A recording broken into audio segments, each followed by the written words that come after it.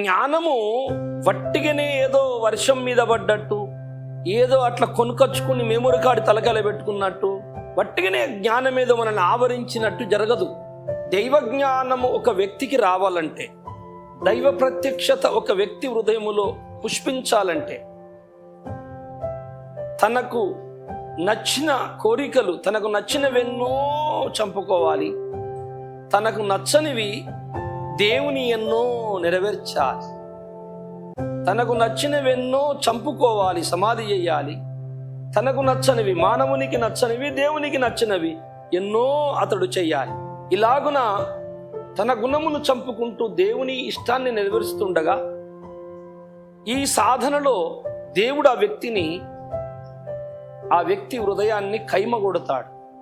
శ్రమల ద్వారా, పరీక్షల ద్వారా కైమ కొడతారు. చూసా మటన్ షాపులో మటన్ అలా కైమ కొట్టి మెత్తగా ఆ హృదయాన్ని కైమ ముద్దలాగా చేసి, దాని తర్వాత కొత్త ముద్దగా మళ్ళీ కడతాడు దాన్ని. దాని పేరు నూతన హృదయం.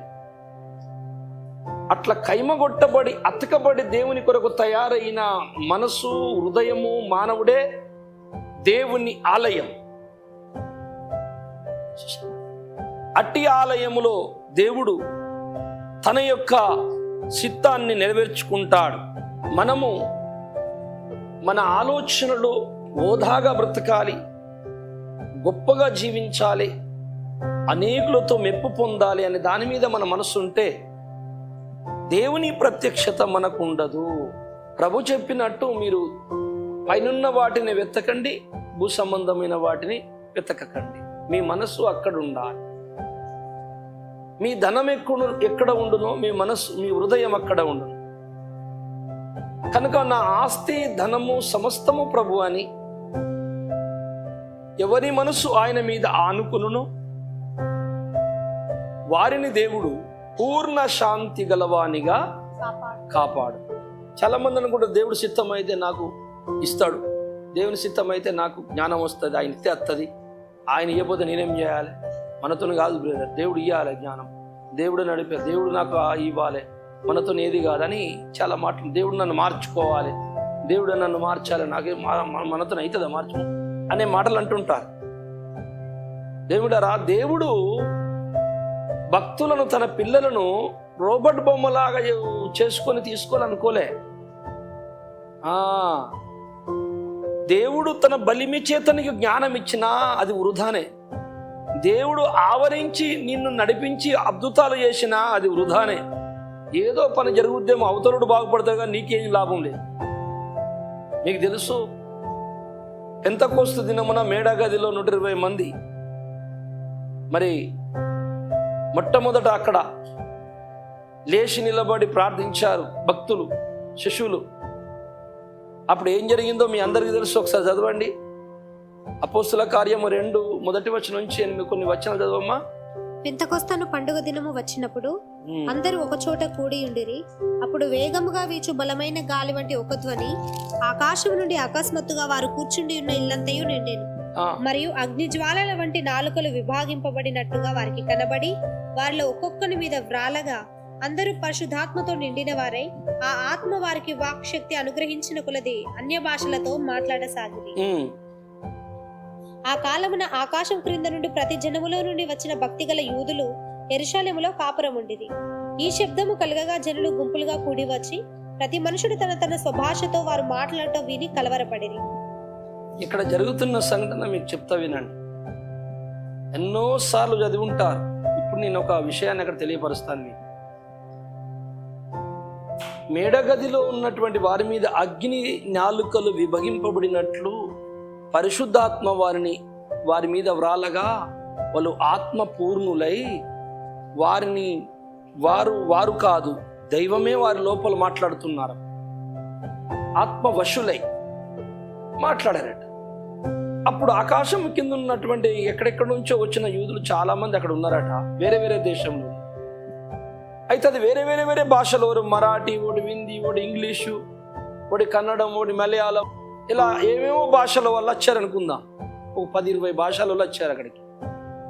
అయితే ఈ యేసుప్రభు శిష్యులకి ఎబ్రియులు, వీళ్ళకి ఎబ్రి భాషే తెలుసు, వేరే భాష రాదు. వారు పుట్టింది అక్కడే, పెరిగింది అక్కడే.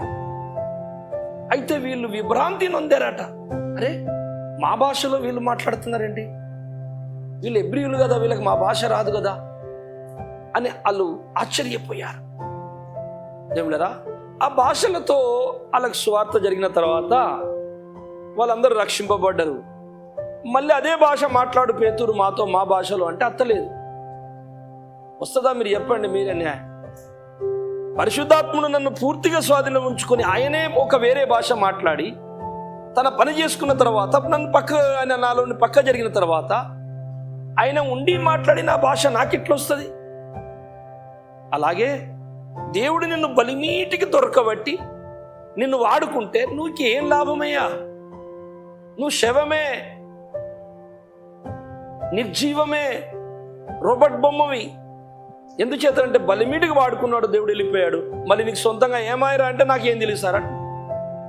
అది కాదు దేవుని ఉద్దేశం. దేవుని ఉద్దేశం ఏంటంటే తన ఎరుకలోనే సమస్తము జరిగించాలి. అక్కడ వచ్చింది ప్రాబ్లం. నీ ఎరుకలోనే తన చిత్తాన్ని నెరవేర్చుకోవాలనుకున్నప్పుడు నీ కోరికలు అడ్డం వస్తాయి. నువ్వు దేవుని చిత్తాన్ని చేయట్లేదు. అలా చేయకపోతే దేవుడికి అవసరం లేదు. నువ్వు అలా చేయకపోతే నీకు అది దేవుని యొక్క పనిని అనుభవములకు రాదు. శ్రమ, దుఃఖము, కష్టాలు ఎదురవుతూ ఉంటాయి. అన్నిట్లోనూ ఓర్పు, సహనము కలిగి ఎన్నో ఎదుర్కోవాలి. కొన్నిసార్లు ఈ రాత్రికి చచ్చిపోతానేమో, ఇక తెల్లారి ఉంటూనే ఉండడం, ఇవాళ ఒక్కరోజు వాక్యం మంచిగా చెప్పి చనిపోతా, రాత్రి చచ్చిపోతా అనే పరిస్థితులు నీకు ఎన్నో మార్లు ఎదురు కావాలి. కన్ను బతుకుతూనే ఉండాలి, స్తుతిస్తూనే ఉండాలి. ఎన్నో అపాయాలు, ఇక అయిపోయిందిరా నా పని, దేవుడు లేడేమో, నన్ను దేవుడు ఉంటే ఇదంతా అవుతుందా అనే పరిస్థితులు నీకు ఎన్నోసార్లు ఎదురు రావాలి. అయినను నువ్వు విశ్వాసంలో ఉండాలి. ఇలా నిన్ను ఉండేటట్టుగా పక్క నుండి దేవుడు సహాయం చేస్తూ నీ హృదయాన్ని ప్రేరేపిస్తుంటే అది నీ ఎరుకలో ఇవన్నీ జరిగితే నువ్వు జ్ఞానివైతావు. అలాంటి జ్ఞానం గల ఆత్మ పరలోకములో దేవునికి ఉపయోగపడుతుంది. అందుకే సకల విధములైన అనుభవ జ్ఞానం, సుషారా ఏమంటుందో లేఖనం, సకల విధములైన అనుభవ జ్ఞానం. అంటే నీ అనుభవంలోనికి యేసయ్య ప్రభుదేవుడు పరిశుద్ధాత్ముడు తీసుకురావాలి, నీకు జరగాలి, నువ్వే దుఃఖపడాలి, నీవే శ్రమపడాలి, నీవే కష్టపడాలి, నీవే పరిగెత్తాలి, నీవే ప్రకటించాలి. ఆయన నీకు ప్రేరేపిస్తూ తోడుండాలి. ఎటు చేసి నిన్ను ఒక ప్రయోజనకరుని చేయాలి, నిన్ను జ్ఞానిని చేయాలి. ఎందుకంటే ఆయన రాజ్యంలో దేవదూతలకే నువ్వు జ్ఞానం బోధించవలసి ఉన్నది. ఇది బలిమీటికి దేవుడు ఎవరిని వాడుకోడు. బలిమీటికి ఒకవేళ నిన్ను అక్కడ అవసరం కోసం దేవుడు వాడుకున్నా తర్వాత నీకు ఆయన బలిమీడు ఆయన వదిలిపెట్టిన తర్వాత నువ్వేం చేసావో నీకు తెలియదు అనమాట. నీ సొంతంగా నువ్వేం సాధించలేదు. నువ్వు మళ్ళీ అలాగా ఉండవు, ఇక వేరే రకంగా మళ్ళీ నీలాగా నువ్వే ఉంటావు. సో దేవుని జ్ఞానము ఆయన మన ఎరుకలోనే జరిగిస్తున్నాడు. తన చిత్తాన్ని మన ఎరుకలోనే జరిగించాలని ఇష్టపడుతున్నాడు.